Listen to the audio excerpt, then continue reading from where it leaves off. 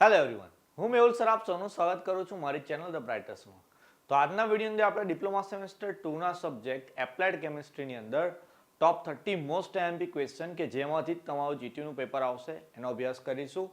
તો આ વિડીયો જે છે તમારા માટે મોસ્ટ ઇમ્પોર્ટન્ટ છે, તો વિડીયો લાસ્ટ સુધી જોવાનો. કયા ક્વેશ્ચન કયા કેટલા માર્કમાં પૂછાશે, એમાં કેવી રીતે આપણે આન્સર લખવાનો, જે બધી વસ્તુ તમને અહીંયા સમજાઈ દઈશ. તો આ વિડીયો તમને મળી જાય એટલે તમારે મેક્સિમમ શેર કરવાનો કે જેથી એપ્લાઇડ કેમિસ્ટ્રી અંદર કોઈ બી સ્ટુડન્ટને પ્રોબ્લેમ ના આવે. ઓકે, તો વિડીયો સ્ટાર્ટ કરીએ. એમાં જોઈએ કે સૌથી પહેલા ક્વેશ્ચન કયા રેડી કરવાના છે તમારે. તો પહેલો ક્વેશ્ચન તમારે કરવાનો છે ટાઈપ ઓફ કેમિકલ બોન્ડ્સ, એટલે ગુજરાતીમાં એને રાસાયણિક બંધના પ્રકાર કહીએ છીએ. તો રાસાયણિક બંધ આપણા કયા કયા ભણવાના આવે છે, તો આયનિક બંધ આવે છે, સહસંયોજક બંધ આવે, ધાત્વિક બંધ આવે, હાઇડ્રોજન બંધ આવે, સવર્ગ સહસંયોજક બંધ આવે. ઇંગ્લિશમાં તમે એને આયનિક બોન્ડ કહો છો, મેટાલિક બોન્ડ કહો છો, covalent bond, coordinate covalent bond અને હાઇડ્રોજન બોન્ડ. તો એ જે છે 3 માર્કની અંદર પૂછાય એક ક્વેશ્ચન, અને એની સાથે સાથે કોઈક વાર 4 માર્કનો ક્વેશ્ચન કરીને તમને બીસીસી, એફસીસી અને એચસીપીની ફિગર બી ડ્રો કરવા કહે છે. ઓકે, કારણ કે કેમિકલ બોન્ડ્સના ખાલી નામ લખવાના છે તો એ 3 માર્કનો ઇનફ આન્સર ના થાય. તો આ બંને કમ્બાઇન્ડ કરીને ક્વેશ્ચન પૂછવામાં આવે. તો આપણે બંને રેડી કરીશું. બીસીસી, એફસીસી અને એચસીપીની અંદર ખાલી ફિગર ડ્રો કરવાની છે. ફિગર તમને ખબર છે કે ફિગર તમારે આ રીતે ક્યુબ ડ્રો કરવાના છે. ઓકે, એ ક્યુબની અંદર જો તમને બીસીસી કીધું હોય તો બોડીના સેન્ટરમાં એક ક્યુબ ને ઉપર નીચે 4 4 એમ 8 ક્યુબ પોઈન્ટ ડ્રો કરવાના.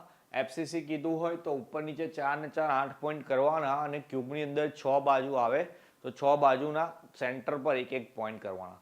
ઓકે, તો પહેલામાં 14 પોઈન્ટ, આમાં 9 પોઈન્ટ, એ રીતે દર્શાવવાનું આવે. એચસીપીની અંદર ઉપર નીચે હેક્સાગોન ડ્રો કરીને વચ્ચે એક ટ્રાયેંગલ ડ્રો કરવાનું. ઉપરના 6 નીચેના 6 એટલે 12 થઈ જશે.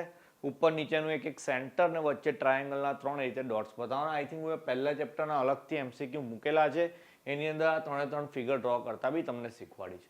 ઓકે, ચાલો ત્રીજા નંબર પર આયનિક બોન્ડ છે. તો આયન આયન વચ્ચે બોન્ડ બને. એક પોઝિટિવ આયન જોઈએ, એક નેગેટિવ આયન, ગુજરાતીમાં જેને આપણે ધન આયન ઋણ આયન કહીએ છીએ. એ બે વચ્ચે એક નિર્બળ એટલે કે વીક બોન્ડ બને છે, એને આયનિક બોન્ડ કહેવાય છે. અને એક્ઝામ્પલની અંદર તમે NaCl નું ઉદાહરણ લઈ લો, સોડિયમ ક્લોરાઇડ, તો એ સારું બી પડે, એની ઇક્વેશન બી આપણે લખી શકીએ છીએ. ઓકે, ચાલો એના પછી કોવેલેન્ટ બોન્ડ એટલે કે સહસંયોજક બંધ. નામમાં જ છે સહસંયોજક. સહસંયોજક એટલે એકની સાથે પાર્ટનરશિપ કરીને, તો બે એટમ અથવા તો બે પરમાણુ એકબીજા સાથે પાર્ટનરશિપથી જે બોન્ડ બનાવે એ કયો બોન્ડ થઈ જાય? કોવેલેન્ટ બોન્ડ, એટલે કે સહસંયોજક બંધ થાય.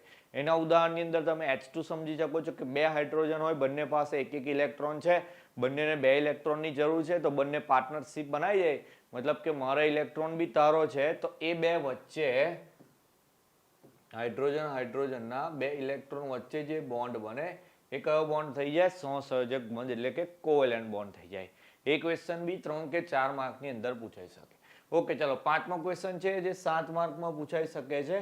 Hydrogen bond, its type and its important. ગુજરાતીમાં હાઇડ્રોજન બંધ, તેના પ્રકાર અને તેનું મહત્વ.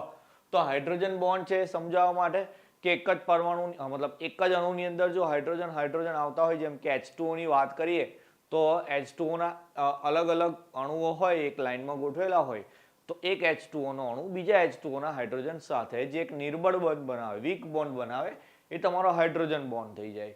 હાઇડ્રોજન બોન્ડ છે એના પ્રકારની વાત કરીએ, ગુજરાતીમાં અંતઃઆણવીય અને આંતરાણવીય, ઇંગ્લિશમાં ઇન્ટ્રામોલેક્યુલર અને ઇન્ટરમોલેક્યુલર બે ટાઈપ આવે. બંનેની વ્યાખ્યા એટલે કે ડેફિનેશન લખવાની, એક એક ઉદાહરણ, ઓ ક્લોરોફિનોલ, પી ક્લોરોફિનોલ, જે રીતે બુકમાં આપેલું છે. એના ઇમ્પોર્ટન્સની અંદર એટલું મહત્વ છે, એના 7 થી 8 મુદ્દા આપેલા છે, તો એ બી તૈયાર કરવાના. કોઈક વાર અલગથી એકલું હાઇડ્રોજન બોન્ડનું ઇમ્પોર્ટન્સ બી 3 માર્કમાં પૂછાઈ જાય છે. જો પ્રશ્ન આ રીતે પૂછાય કે હાઇડ્રોજન બોન્ડ અને તેનું મહત્વ સમજાવો તો 7 માર્કનો થઈ જાય. હાઇડ્રોજન બોન્ડ અને તેના પ્રકાર તો બી એ 7 માર્કનો થઈ જાય. આપણે 3 વસ્તુ તૈયાર કરી દેવાની, તો આપણે એક 7 માર્કનો ક્વેશ્ચન થઈ જશે. ઓનલી એવું માનો કે 7 માર્કની અંદર આ બે વસ્તુ પૂછાય છે, બંધ અને તેના પ્રકાર, પણ તમને બેમાંથી કોઈક જગ્યાએ થોડી ભૂલ લાગતી હોય તો તમે એનું મહત્વ પણ એમાં લખી શકો છો. પહેલેથી જ કહું છું કે તમે જે તૈયારી કરીને જાઓ એ તૈયારી વેસ્ટ ના થાય. તમારી પાસે એક્ઝામમાં ટાઈમ ખૂટતો હોય તો તમે જે તૈયાર કરીને ગયા છો એ તમે લખી શકો છો, એનાથી પેપરમાં ઇમ્પ્રેશન સારી બને. ઓકે, ચાલો છઠ્ઠો ક્વેશ્ચન છે આપણો હવે. Factor affecting on degree of ionisation, ગુજરાતીમાં કહીએ આયનીકરણ અંશ પર અસર કરતા પરિબળો. આ ક્વેશ્ચન બી 7 માર્કનો આઈએમપી ક્વેશ્ચન છે. આયનીકરણ અંશ પર અસર કરતા જે પરિબળો તમને આપેલા હોય જેમ કે દ્રાવકની પ્રકૃતિ, દ્રાવ્યની પ્રકૃતિ, તાપમાન છે, તો એ દરેક અંશ મતલબ જે દરેક પરિબળ છે એ કેવી રીતે આધાર રાખે છે કે ભાઈ એ વધતા મતલબ તાપમાન વધતા આયનીકરણ વધે છે, દ્રાવણની મંદતા ઘટાડતા આયનીકરણ ઘટે છે.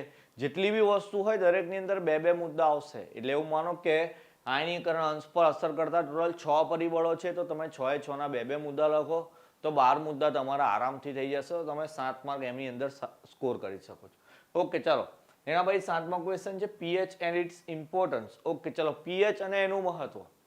પીએચ ની વ્યાખ્યા લખીએ કે કોઈ પણ દ્રાવણ આપેલું હોય એની H3O+ ના સાંદ્રતાના ઋણ લઘુગુણકને એટલે કે -log of H3O+, એને શું કહેવાય? પીએચ કહેવાય. ઓકે, તો આ પીએચ ની વ્યાખ્યા થઈ ગઈ, એની ફોર્મ્યુલા બી લખી દીધી આપણે, એનો સ્કેલ આપેલો, સ્કેલ બી દોરો. કોઈક વાર એવું કહે છે કે પીએચ અને તેનો માપક્રમ દોરો, તો પીએચ ની વ્યાખ્યા લખીને એની ફોર્મ્યુલા લખીને એનો સ્કેલ ડ્રો કરી દેવાનો કે ભાઈ 7 થી તમે ઓછા જાવ એસિડ રહે, 7 થી વધારે થાય બેઝ થતું જાય. ઓકે, ઉપર 10 ની જે પાવર આપી લે એ બી લખી દેવાની. પછી એનું ઇમ્પોર્ટન્સ લખવાનું છે કે એનું મહત્વ કયું, તો એની અંદર બી 6 થી 7 મુદ્દા આપેલા છે, તો એ બી તૈયાર કરી દેવાના. પીએચ અને તેનું મહત્વ પૂછાશે તો 4 માર્કની અંદર આવશે, કાં તો પીએચ અને તેનો સ્કેલ દોરવાનો આવશે, તો એ બી 4 માર્કનો ક્વેશ્ચન થઈ જશે. તો એના પછી 8મો ક્વેશ્ચન જોઈએ તો ઇલેક્ટ્રોકેમિકલ સેલ. ઓકે, ચલો આ બી 7 માર્કનો ક્વેશ્ચન છે તમારો. વિદ્યુત રાસાયણિક કોષ કે બે પાત્રમાં અલગ અલગ દ્રાવણ ભરે, એકમાં ZnSO4 માં એકમાં CuSO4 નું, બંનેની અંદર ઝીંક અને કોપરની પટ્ટી લગાવી દીધી, એ બંનેને જોડીને વચ્ચે ગેલ્વેનોમીટર કરી દીધું. પછી એ બંને પાત્રની અંદર એક ઊંધા યુ આગાની નળી લગાવીને રૂના પૂમડા અથવા તો ગ્લાસ મોલ લગાવી દીધું છે. ઓકે, તો એક સાર ખેતુ થઈ જાય છે તમારો સોલ્ટ બ્રિજ. આખી જે રચના થઈ ગઈ એની ફિગર ડ્રો કરવાની, એની સાથે સાથે જે ફિગર ડ્રો કરી એના પરથી જ મુદ્દા લખવાના છે, એના પરથી પોઈન્ટ્સ પાડીને લખો. પછી બે હાફ સેલ થઈ જાય, એકમાં ઓક્સિડેશન થાય, એકમાં રિડક્શન થાય, બંનેની એક એક જે તમને રિએક્શન એટલે કે પ્રક્રિયા આપેલી હશે એ બી લખવાની છે. તો 7 માર્કનો તમારો ક્વેશ્ચન તૈયાર થઈ જશે. ચાલો એના પછી 9મો ક્વેશ્ચન જોઈએ. સ્ટાન્ડર્ડ હાઇડ્રોજન ઇલેક્ટ્રોડ, 4 માર્કનો ક્વેશ્ચન. પ્રમાણિત હાઇડ્રોજન ધ્રુવ. ઉપર જે ઇલેક્ટ્રોકેમિકલ સેલ બનાવ્યો, સેલ તો પછી સેલ એટલે કે બેટરી, તો બેટરીનો વોલ્ટેજ કેટલો હશે, તો કોઈ બી સેલ અલગથી હોય તો એનો વોલ્ટેજ ના ચેક કરી શકાય, તો એની સાથે એક સ્ટાન્ડર્ડ ઇલેક્ટ્રોડ લગાવવો પડે. એ જે સ્ટાન્ડર્ડ હાઇડ્રોજન ઇલેક્ટ્રોડ છે એની બી એક નાની ફિગર આપેલી છે, એ બી ડ્રો કરવાની અને એ આકૃતિ પરથી જ મુદ્દા લખવાના. અને મેં તમને જે કીધું કે હાઇડ્રોજન ઇલેક્ટ્રોડ શાળા માટે છે એ કારણના મુદ્દા બી લખાઈ દો. ઓકે, ચાલો એના પછી 10મો ક્વેશ્ચન છે factor affecting on degree of corrosion. સારણ દર પર અસર કરતા પરિબળો. આ બી તમારો 7 માર્કનો ક્વેશ્ચન થઈ જશે કે ભાઈ સારણ એટલે ગુજરાતીમાં જે વસ્તુ કાટ લાગે, કોરોઝન જેને કહીએ, શાના લીધે થાય? બરાબર, કે તાપમાન વધવાથી થાય, મોઇસ્ચર ભેજ વધવાથી થાય, કે જે મેટલ છે મેટલ ઉપર પોપડી એટલે કે ફિલ્મ બાજી જાય એના લીધે થાય. તો એના બી લગભગ 6 મુદ્દા આપેલા છે, એ દરેકના 2 થી 3 મુદ્દા તમારા નીકળશે. તો મસ્ત પોઈન્ટ પાડીને એનો આન્સર લખવાનો, તો તમારો 7 માર્કનો ક્વેશ્ચન એ બી તૈયાર થઈ જશે. ઓકે, ચાલો ફેરાડેસ લો ઓફ ઇલેક્ટ્રોલિસિસ. ફેરાડેના વિદ્યુત વિભાજનના નિયમો છે. 2 જ નિયમો છે, 3 માર્કની અંદર બહુ બધી વાર પૂછાયેલા છે, એટલે મોસ્ટ આઈએમપી ક્વેશ્ચન છે, આ વખતે પણ તમને આવી શકે છે. 12મો ક્વેશ્ચન જોઈએ આપણે પિટિંગ કોરોઝન એટલે કે પિટિંગ સારણ. 3 માર્કની અંદર પૂછાય છે એવો ક્વેશ્ચન. પિટિંગ કોરોઝનની આઈ થિંક ફિગર તો નથી. ઓકે, પિટિંગ એટલે એક જગ્યાએ ફાટ પડે તો ફાટ પડવાથી જે સારણ થાય એને પિટિંગ કોરોઝન કહેવાય છે. લગભગ એનું ગુજરાતીમાં નામ તડમાં થતું સારણ બી છે. ઓકે, તો એક ક્વેશ્ચન પૂછાય તો એનો જવાબ બી આ જ લખવાનો છે, એટલે જરા જોઈ લેજો ગુજરાતી વાળા. પિટિંગ કોરોઝન એ તડમક થતું સારણ છે કે બે મેટલ હોય એની વચ્ચે ફાટ પડી જાય, ગેપ આવી જાય, તો ગેપમાં બી કોરોઝન થાય, એને પિટિંગ કોરોઝન કહેવાય. ઓકે, ચલો એના પછી 13મો ક્વેશ્ચન છે તમારો ટાઈપ ઓફ હાર્ડનેસ. તો પાણીની કઠિનતા કેટલા પ્રકારની હોય, સ્થાયી, અસ્થાયી, એ રીતે આપેલું છે, તો એની વ્યાખ્યા લખવાની આવશે તમારી. 3 માર્કનો ક્વેશ્ચન થઈ જશે. એના પછી 14મો ક્વેશ્ચન છે રિવર્સ ઓસ્મોસિસ. ગુજરાતીમાં ઉલટા અભિસરણની રીત. 7 માર્કમાં પૂછાઈ શકે. આપણા ઘરે જે આરો લાગેલું હોય, RO રિવર્સ ઓસ્મોસિસ, તો એનું આપણે કામ શાના માટે કરીએ, તો એની અંદર TDS ઘટાડવા માટે, પાણીને પીવા લાયક બનાવવા માટે. તો શું કરે છે, એની હાર્ડનેસ દૂર કરે છે, કે જે સખત પાણી છે ને નરમ પાણી બનાવવા માટેની આ રીત છે. તો એની બી આકૃતિ આવશે, કઈ રીતે કામ કરે એ બધી વસ્તુ લખવાની. તો 7 માર્કનો તમારો ક્વેશ્ચન તૈયાર થઈ જશે. ચલો એના પછી 15મો ક્વેશ્ચન છે જીઓલાઇટ મેથડ. તો આની પહેલા જે રિવર્સ ઓસ્મોસિસ જોઈ કે જે ઉલટા અભિસરણની રીત, પાણી, કઠમ પાણીને નરમ પાણી બનાવવાની, તો આ જીઓલાઇટ મેથડ બી એના માટે જ યુઝ થાય છે. તો આ ક્વેશ્ચન બી તમારો 7 માર્કનો થઈ જશે. બંને ક્વેશ્ચન બી પૂછાઈ શકે. રિવર્સ ઓસ્મોસિસ, જીઓલાઇટ પણ બંને ઓરમાં હશે અને આપણે બંને તૈયાર કરીને જવાના. કેમ તો કે માન લો જીઓલાઇટનો ક્વેશ્ચન છે એની સાથે 3 ને 4 માર્કનો ક્વેશ્ચન, એમાંથી એક જ ક્વેશ્ચન આવડે છે. પણ ઉપર રિવર્સ ઓસ્મોસિસ છે એની સાથે 3 માર્કનો બી આવડે ને 4 માર્કનો બી આવે છે. તો જો તમે બંને તૈયાર કરીને ગયા હોય તો તમે ઉપરવાળો ક્વેશ્ચન લખી શકવાના છે. ભાઈ તમે એકલું જીઓલાઇટ તૈયાર કરીને જાઓ ને નીચેથી એક જ ક્વેશ્ચન આવડે તો ભાઈ તમારા 2 જ અટેમ્પ્ટ થાય. એટલે હું અહીંયા જેટલા બી ક્વેશ્ચન આપું બધા તૈયાર કરી દેવાના, 30 જ ક્વેશ્ચન કરવાના, તો એટલું તમે કરી શકો છો. ઓકે ચલો, એના પછી પ્રોપર્ટીઝ એન્ડ યુઝિસ, ગુણધર્મો અને ઉપયોગો તૈયાર કરવાના છે. કોના કોના? તો અહીંયા જેટલા બી વસ્તુ લખી છે બધાના. હવે જો આ એકદમ સિમ્પલ ક્વેશ્ચન છે ને ઘણા બધા મતલબ 2 થી 3 ક્વેશ્ચન તો આવા જ પૂછાશે કે પ્રોપર્ટીઝ ને ઉપયોગો લખવાના આવે, બરાબર, પ્રોપર્ટીઝ અને યુઝિસ લખવાના આવે. તો જેમ કે ગ્લાસ વૂલ છે, થર્મોકોલ છે, neoprene rubber, Buna N, Buna S, nylon 6 PVC, polyethylene, તો આ બધાના તમારે 3 ગુણધર્મો 3 થી 4 જેટલા બી આપેલા હોય તો તમે 4 ગુણધર્મો 4 ઉપયોગો એટલે 8 મુદ્દા તૈયાર કરી દો તો તમારો 3 થી 4 માર્કનો ક્વેશ્ચન થઈ જાય. આ જેટલા બી ક્વેશ્ચન છે 3 થી 4 માર્કની અંદર પૂછાતા હશે. ચાલ પાછળ જોઈ લઈએ. ઓકે ચલો, પાછળ તો ચેન્જ થઈ જાય. તો આટલા જે ક્વેશ્ચન છે તમારા એ 3 થી 4 માર્કની અંદર પૂછાય. જેમ કે બુનાયન બુનાએસ જોડે જ પૂછાતું હોય તો એ 4 માર્કમાં થઈ જાય. તો તમે એમાં 3 મુદ્દા લખો જ ચાલે. પણ એવું કે ખાલી થર્મોકોલના ગુણધર્મોનો ઉપયોગો લખો 3 માર્કની અંદર પૂછાય તો બંનેમાં 4 મુદ્દા એટલીસ્ટ લખાવા જોઈએ. તો અહીંયા જેટલા બી ક્વેશ્ચન છે બધાના તમારા ગુણધર્મોના ઉપયોગોમાં 4 મુદ્દા તૈયાર કરી દેવાના. ઓકે ચાલો, નેક્સ્ટ ક્વેશ્ચન જોઈએ 22 નંબરનો, ક્લાસિફિકેશન ઓફ પોલિમર, પોલિમરનું વર્ગીકરણ. કે પોલિમર કયા કયા ટાઈપના આવે, રેખીય આવે, શાખીય આવે, આંતરબંધિત આવે. તો જેટલા બી છે એ બધાનું એક એક ઉદાહરણ સાથે તૈયાર કરવાનો, તમારો 3 માર્કનો ક્વેશ્ચન થઈ જશે.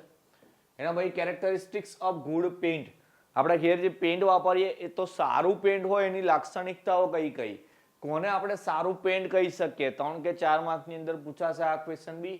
એના ભાઈ છે રિફ્રેક્ટન, ઇટ્સ ટાઈપ એન્ડ કેરેક્ટરિસ્ટિક્સ.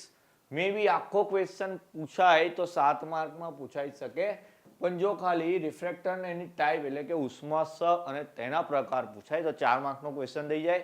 અથવા તો રિફ્રેક્ટન ઇટ્સ કેરેક્ટરિસ્ટિક્સ એટલે ઉષ્માશ અને તેની લાક્ષણિકતાઓ તો બી 4 માર્કમાં પૂછાય. પણ જો ત્રણે ત્રણ વસ્તુ કમ્બાઈન કરીને પૂછશે તો તમારો 7 માર્કનો ક્વેશ્ચન થશે. ઓકે ચાલો, વલ્કેનાઇઝેશન ઓફ રબર, રબરનું વલ્કેનાઇઝેશન 4 માર્કમાં પૂછાય એવો ક્વેશ્ચન છે. આઈએમપી છે એની અંદર તમારે કેમ કરવાનું એ વસ્તુ લખવાની કે વલ્કેનાઇઝેશન ઓફ રબર શાના માટે કરવું પડે, કારણ કે જે કુદરતી નેચરલ રબર આવે છે એ યુઝફુલ નહીં હોતું, એની અંદર સલ્ફર વધારે હોય તો સલ્ફર દૂર કરવા માટે આ યુઝ થાય વલ્કેનાઇઝેશન. એની એક રિએક્શન આપેલી. ઘણા બધા છોકરાઓ રિએક્શન સ્કીપ કરે કે સર બહુ મોટી છે યાદ નહીં રહેતી, પણ ભાઈ રબરનું વલ્કેનાઇઝેશન પૂછાય તો માર્ક એમાં રિએક્શનના એટલે પ્રક્રિયાના જ હોય. તો તમારે પ્રક્રિયા ખાસ કરવી પડશે. પ્રક્રિયામાં જે 2 પ્રક્રિયકો છે કયું તાપમાન રાખવાથી કઈ નિપજ મળે તો એના પરથી તમે 2 મુદ્દા તો બનાવી જ દેશો. તો પહેલા પ્રક્રિયા રિએક્શન રેડી કરી દેવાની, એના પરથી તમને પોઈન્ટ લખતા બી ફાવશે અને કેમ કરવાનું છે એ વસ્તુ બી તમારે લખી દેવાની. ઓકે ચાલો, એના પછી આ જે છે 4 એ 4 છે તમારા ડિફરન્સ બિટવીન એટલે કે તફાવત ગુજરાતીમાં જેને કહીએ.